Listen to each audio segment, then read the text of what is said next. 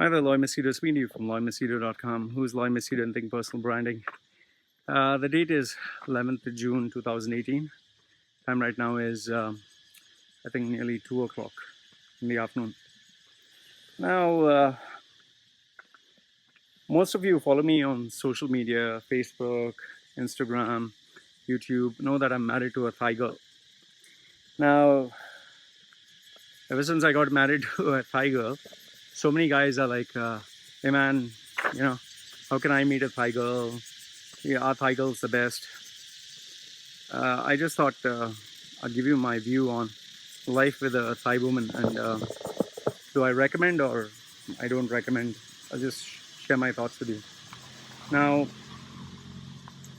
I've been with a lot of women. That's the first thing you need to understand. I've been with a lot of women. Okay, you could say it was my insecurity or low self-esteem or the fact that I was just horny or a playboy or whatever.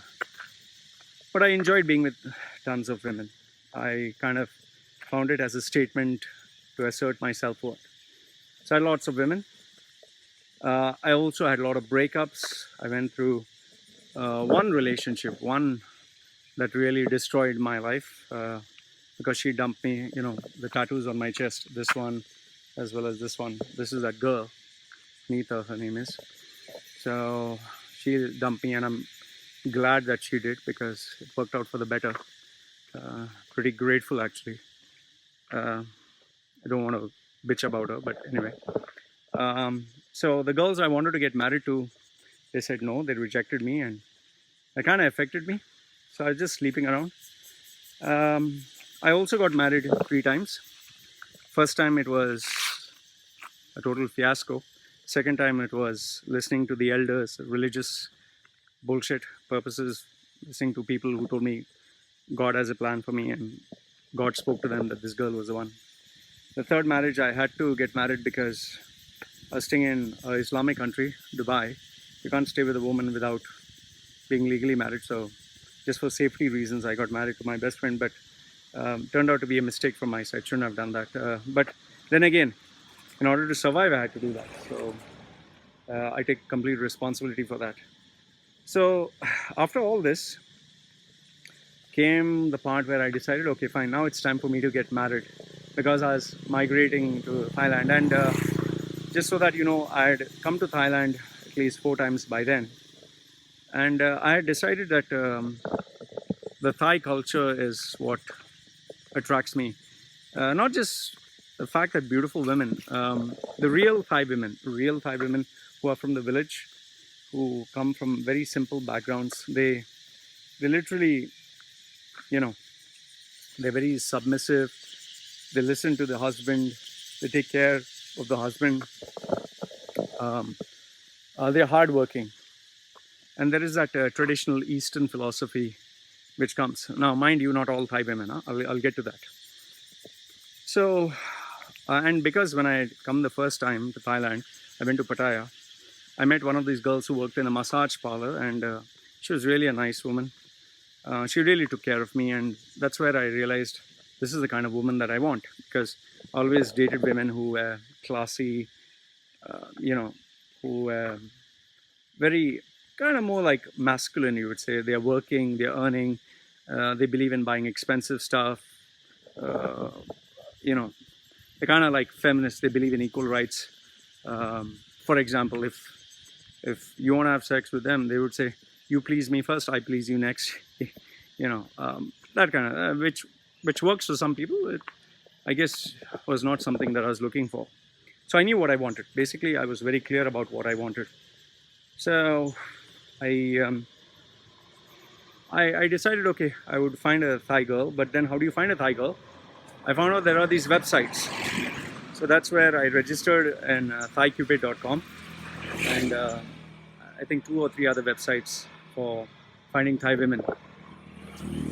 And initially what I did was I just sent them, English messages, but then I found no response. I tried being nice, no response.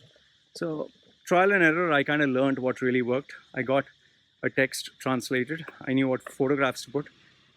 However, I wanted my personality to come out, so I very honestly put that I was a womanizer before. I had married 3 times before. I was a divorcee. Uh, the only lie that I put was I'm very poor, not rich, looking for someone who will live a simple life. So I constructed it the way I felt would attract the right girl. And every day I would send more than 100 messages every day, not joking. And I did this, I think, for a whole year. I kept sending 100 messages, copy paste. I sent 100 messages randomly. I didn't even read the profile because I knew everyone would only write positive stuff about them. And out of 5,000 plus responses that I got, then only I checked, verified, spoke to them. 500 were, I'm giving rough figures, 500 were kind of good, out of which 50, I think 150 got added up on Facebook. And from there, I decided I would meet 6 or 7 of them.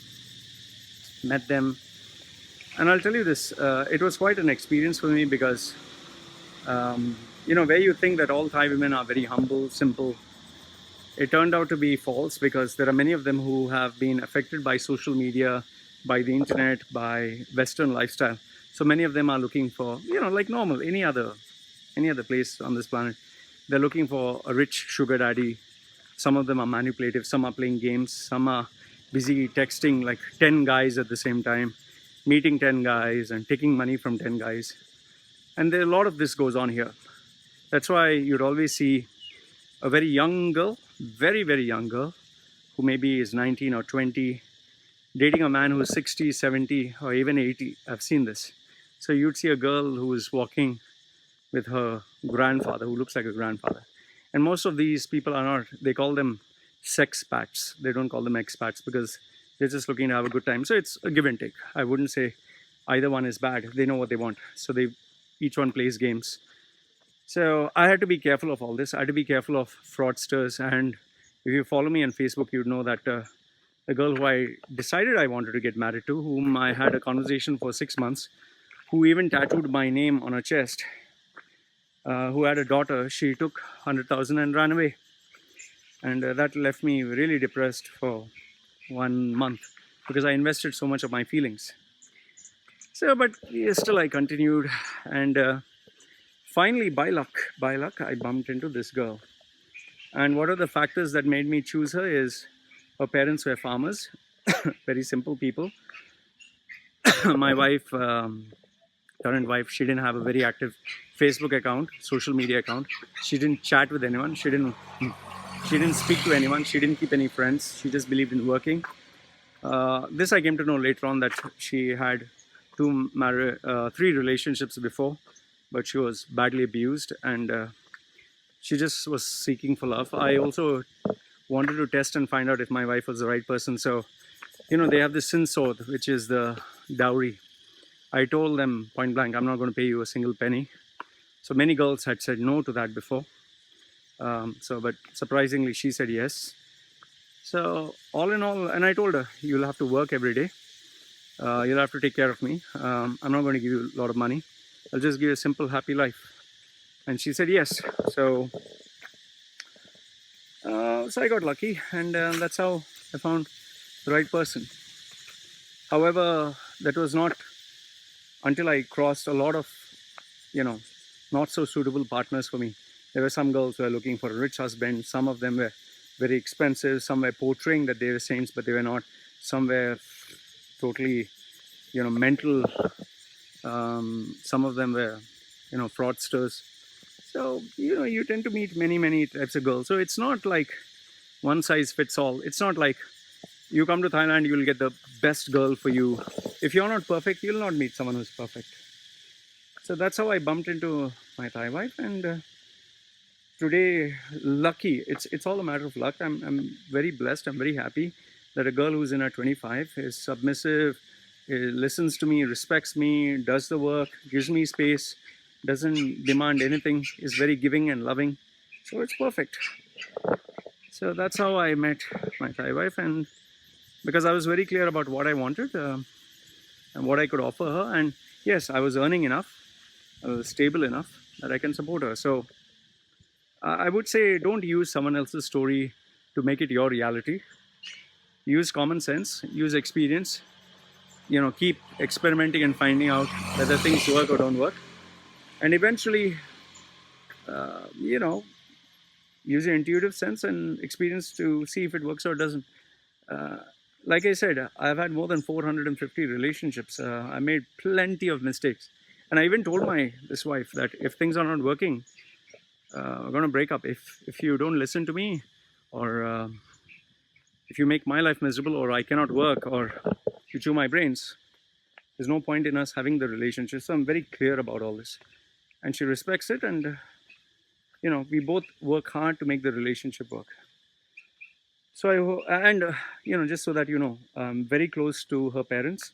Her parents are very simple, amazing human beings. We have a beautiful relationship, and that's how it works. So, and yes, it's very important that the girl should speak English or your language. If you both don't speak the same language, you'll have a massive problem. Massive. It can destroy the relationship. So, this is what I wanted to share with you with regards to how I bumped into my Thai wife and finding a Thai girl. Don't think that all Thai girls are dumb or they're gullible. They're very smart. They're very intelligent. They are much more smarter than you give them credit for. They know what they want, and I'll tell you, it's don't stereotype, because if you underestimate anyone, you'll just get, your life will be destroyed. That's something I have experienced the hard way. So Lloyd from Machedo.com, who's Lloyd Machedo and Think Personal Branding, sharing with you his views. Like the video, give it a thumbs up. Don't like it, give it a thumbs down. Put your comments. And this is me signing off for now. Take care.